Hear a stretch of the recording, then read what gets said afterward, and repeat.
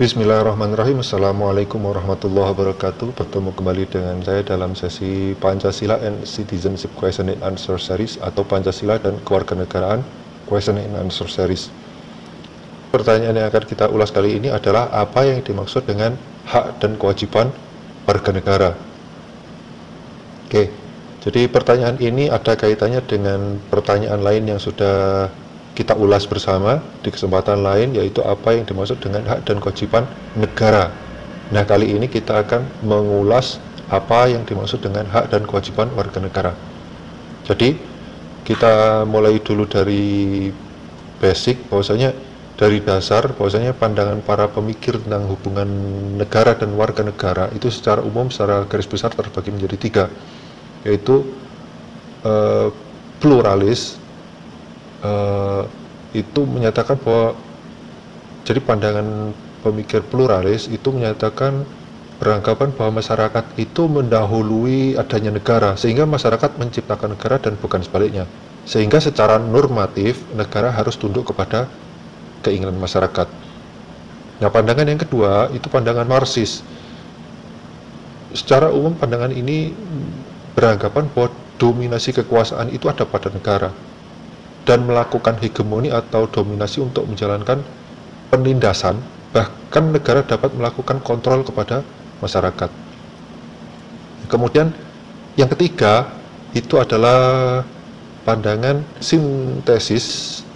Sintesis ini bisa dianggap sebagai gabungan antara pluralis dan Marxis, ya. Pada intinya menyatakan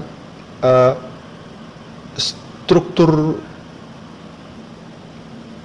bahwasanya antara struktur negara dan warga itu harus dipandang sebagai dualitas yang duality atau dualitas yang selalu berdialektik atau kerjasama teratur sistematis, saling mempengaruhi dan itu berlangsung terus-menerus, saling terhubung, saling terkonek dan saling melengkapi. Ini adalah pandangan yang tesis atau dualitas tadi. Oke. Jadi kalau menurut pluralis, negara itu seperti arena, ya, tempat berbagai golongan dalam masyarakat untuk berlaga saling mengalahkan satu sama lain. Sedangkan dalam teori Marxis atau teori pandangan pemikir secara Marxis, ya, itu bahwasanya dalam melakukan penindasan atau kontrol masyarakat, kontrol kepada masyarakat, itu negara bisa melakukan secara terang-terangan atau diam-diam agar rakyat tidak merasa sedang ditindas. Jadi melalui pembohongan publik dan sebagainya, atau pencitraan dan sebagainya. Itu model-model Marxis, model-model orang sosialis komunis. Ya, kemudian yang ketiga tadi ada sintesis, itu negara bisa mempengaruhi warga negara dalam beberapa makna, yaitu memampukan warga, enabling atau peningkatan seperti melalui pendidikan, melalui perekonomian, atau melalui constraining atau menghambat seperti kewajiban bersekolah, menguasai kemampuan tertentu di dunia kerja dan sebagainya. Sedangkan warga negara itu dapat mempengaruhi struktur, misalnya melalui demonstrasi, melalui boikot, melalui abai dalam membayar pajak dan sebagainya. Ini adalah dialektik tadi, ya, saling berhubungan antara negara dan warga tadi, ya, dialektik kontrol ada di situ. Nah, kemudian sekarang kita bahas apa hak warga negara, ya. Hak warga negara,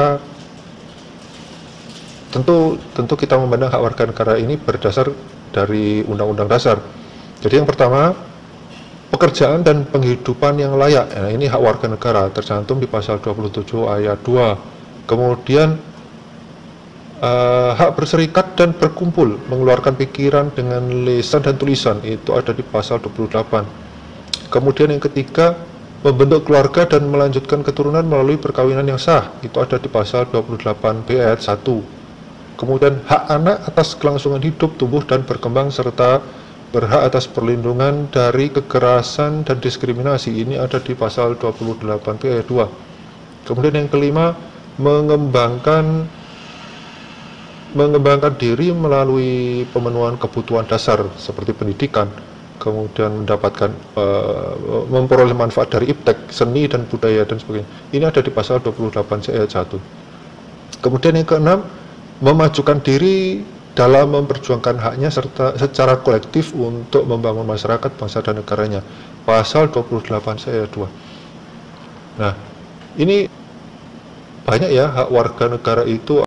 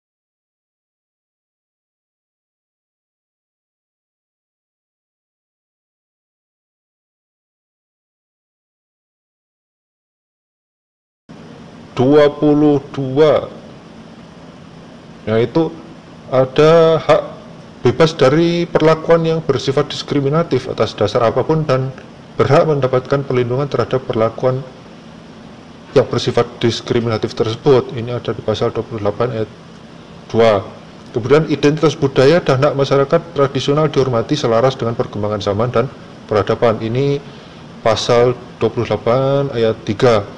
Kemudian ikut serta dalam usaha pertahanan dan keamanan negara. Kemudian itu tadi ada di pasal 30 ayat 1, ikut serta dalam usaha pertahanan dan keamanan negara, pasal 30 ayat 1. Kemudian mendapat pendidikan, pasal 31 ayat 1. Nah, ini banyak sekali hak warga negara itu sangat banyak sekali. Silahkan dibaca dalam Undang-Undang Dasar 1945. Nah, sekarang beberapa hal lagi kita membahas kewajiban warga negara. Nah, kewajiban warga negara itu sangat sedikit sebenarnya. Nah, kalau di Indonesia, kewajiban itu satu, menjunjung hukum dan pemerintahan dengan tidak ada kecualinya. Jadi hukum dan pemerintahan, itu pasal 27 ayat 1. Kemudian yang kedua, menghormati hak asasi manusia orang lain dalam tertib kehidupan bermasyarakat, berbangsa, dan bernegara. Pasal 28 ayat 1. Kepada pembatasan yang ditetapkan dengan undang-undang dengan maksud semata-mata untuk menjamin pengakuan serta penghormatan atas hak dan kebebasan orang lain, dan untuk memenuhi tuntutan yang adil sesuai dengan pertimbangan moral, nilai-nilai agama, keamanan, dan ketertiban umum dalam suatu masyarakat yang demokratis. Nah, ini pasal 28 ayat 2. Kemudian yang keempat, ikut serta dalam usaha pertahanan dan keamanan negara.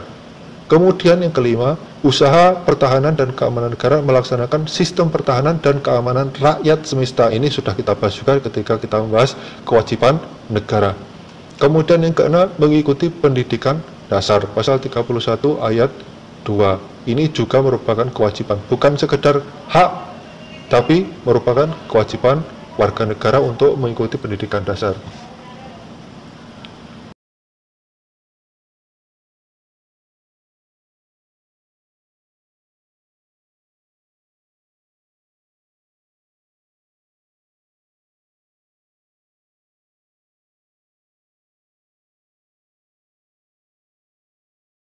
Oke, terima kasih pembahasan kita kali ini, kita cukupkan sekian, semoga bermanfaat. Quote kita kali ini, "End is not the end. In fact, end means effort never dies." Oke, terima kasih, semoga bermanfaat. Assalamualaikum warahmatullahi wabarakatuh.